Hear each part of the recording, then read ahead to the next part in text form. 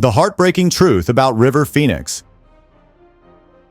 In 1993, the Viper Room buzzed with energy as its then-owner, Johnny Depp, performed on stage. But the music soon gave way to shock and sorrow when devastating news rippled through the crowd. River Phoenix had collapsed just outside the iconic venue. He was there with his girlfriend, Samantha Mathis, who has recently shared her haunting memories of that tragic night, breaking decades of silence. Born in 1970 in Oregon, River Phoenix entered the world as part of a family deeply rooted in the counterculture of the 1960s. His parents, inspired by Hermann Hesse's novel Siddhartha, named him after the River of Life, a nod to their fascination with Buddhism and Eastern mysticism. The Phoenix family led a nomadic life, constantly moving and often calling a mobile home their residence. Each child was born in a different state, reflecting their unconventional journey.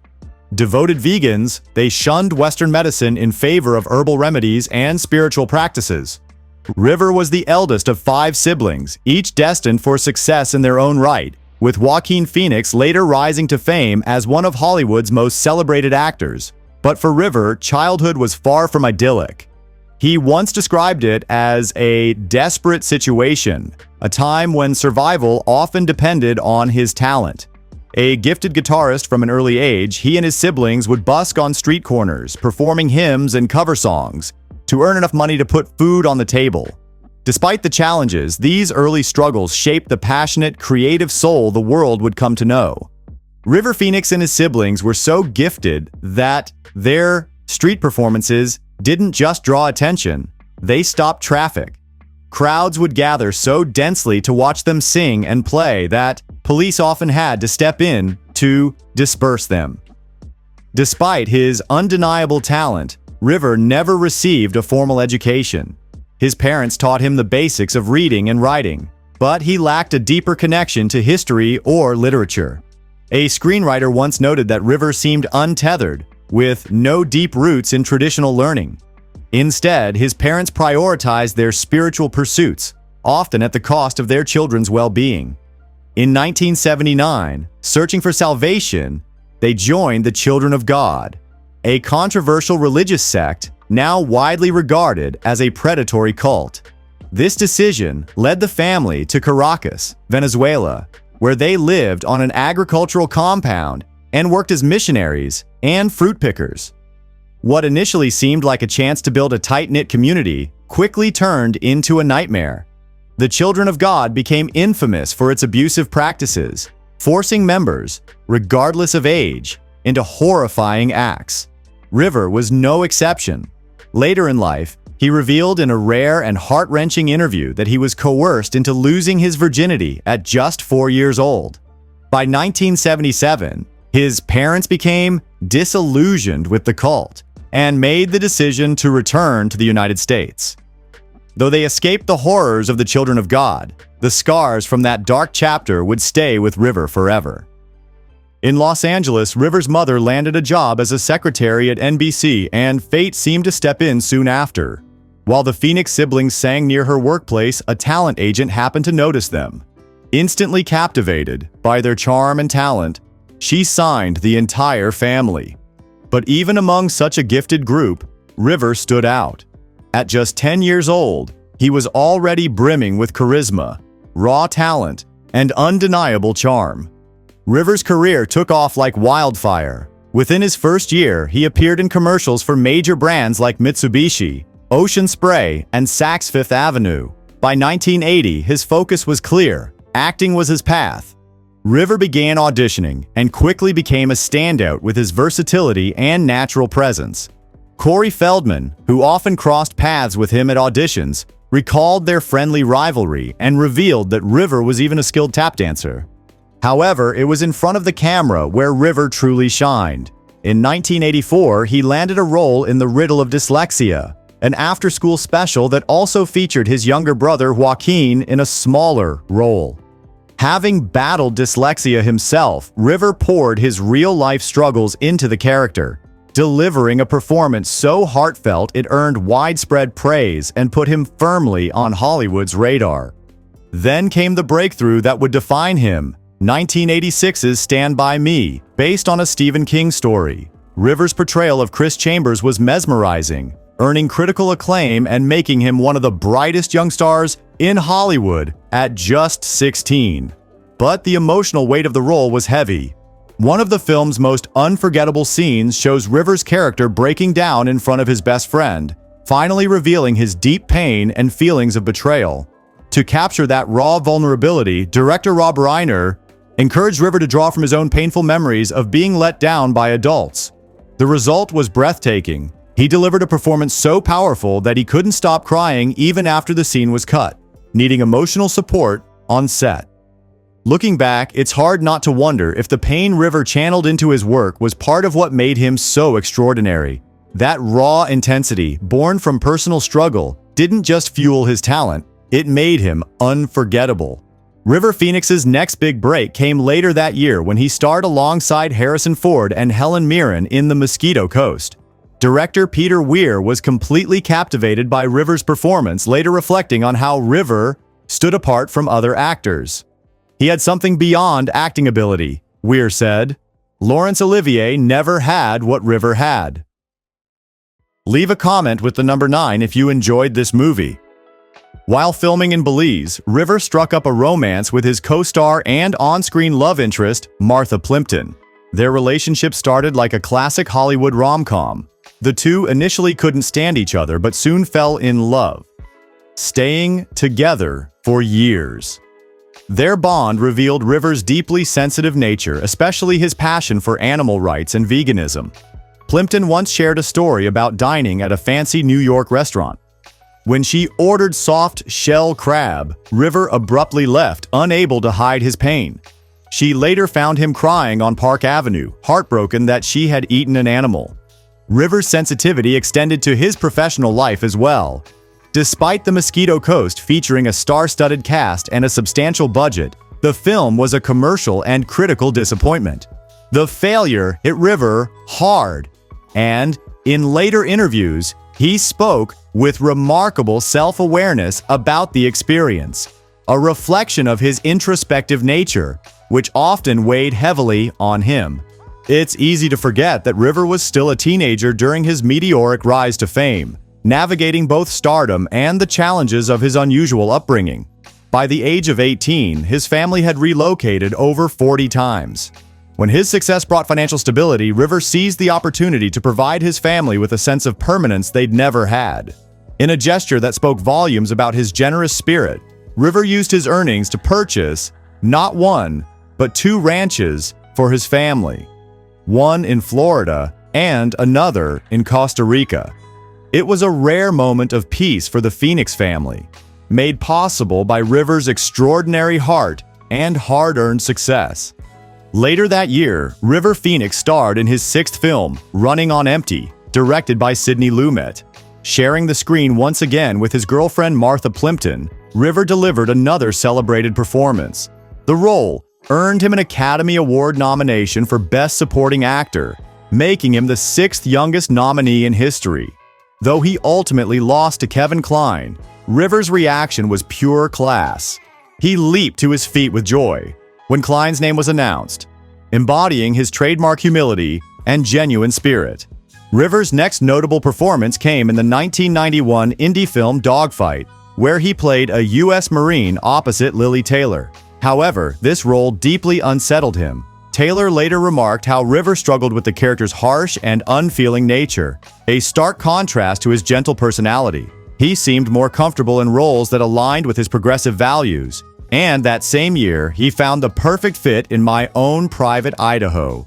Starring alongside Keanu Reeves, River portrayed a gay hustler with extraordinary sensitivity, humor, and poignancy. The performance earned widespread acclaim and is credited with helping bring queer cinema into the mainstream. Yet, while My Own Private Idaho marked a creative high point, it also signaled the beginning of a darker chapter in River's life.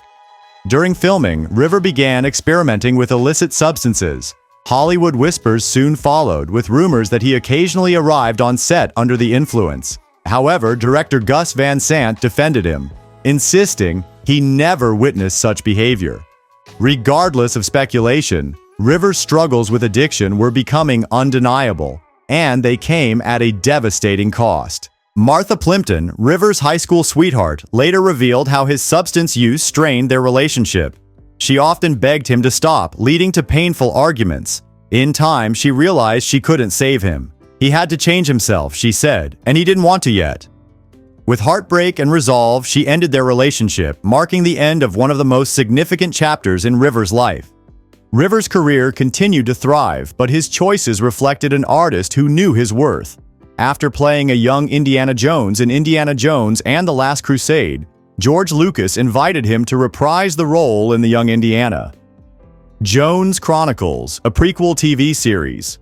River declined, viewing a return to television as a step backward. It was a bold move, emblematic of his confidence as an actor. Yet acting wasn't his greatest passion. Those close to him knew that music was where his heart truly lay. River often said that his early busking with his siblings wasn't just about survival. It was about chasing a dream of making music. A gifted singer, songwriter, and guitarist, he began performing in local venues around Los Angeles, stepping into a role he had always envisioned for himself. Beyond his artistic endeavors, River was deeply committed to causes close to his heart. His fierce advocacy for animal rights and environmental protection defined much of his public persona. As a spokesperson for PETA, he gave speeches at rallies, penned op-eds in teen magazines, and inspired his young fan base to think about their impact on the planet. In a testament to his dedication, he used part of his earnings to purchase 800 acres of Costa Rican rainforest, ensuring its preservation. But behind the scenes, River was fighting his own battles. Friends later revealed that his substance use, particularly alcohol, was an ongoing struggle. He worked hard to keep these issues hidden, fearing they might tarnish his reputation as a poster boy for clean living and conscientious values. For years, he maintained the image flawlessly, until one tragic night shattered the illusion and changed everything. In late October 1993, River Phoenix joined his friend, Red Hot Chili Peppers guitarist John Frusciante, for what would become a multi-day binge of illicit substances, sleeplessness, and excess. This chaotic lead-up set the stage for a night that would leave those closest to River forever scarred.